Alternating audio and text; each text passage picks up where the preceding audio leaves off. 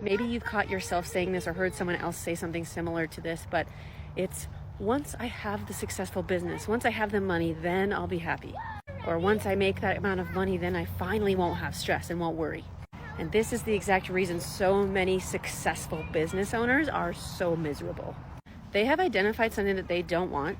They don't want stress, they don't want worry, they don't want a lack of money. They've identified what they don't want, which is how every manifestation is born. And then they've decided, okay, well, what will fix that? Oh, the successful business will fix that.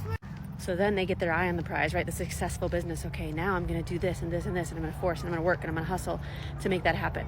Because the assumption is that when I have the successful business, I won't have any more worries or stresses.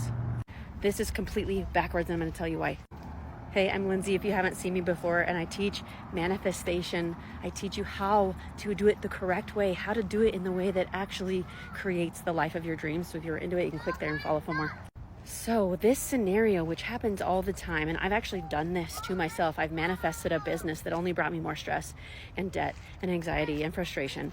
Instead, what we need to focus on is, what do we assume we would get or feel, mainly feel, because of the thing that we want.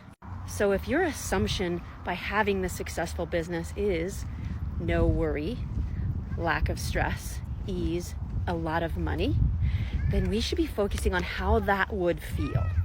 Oh, a lot of money, a dialed in business. How would that feel? Oh, that would feel like the feeling of taking a deep breath.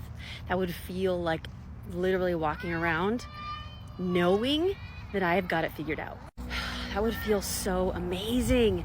That would feel amazing. That would feel amazing. We focus on how it would feel.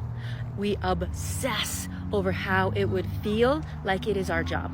You obsess over how it feels like your life depends on it, because it does. And I want you to type that in the comments. Type, how would it feel in the comments? Obsess over how it would feel. Type it so you remember this. That's often the piece that people are missing when they're doing the manifestation work. They're like, I'm doing the manifestation work, but I still feel lost.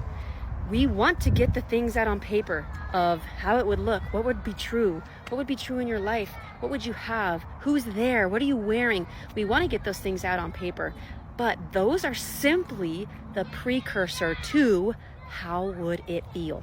So go do it, go get it on paper, what you truly want, and then ask yourself, what is it that I assume I would get because of this thing?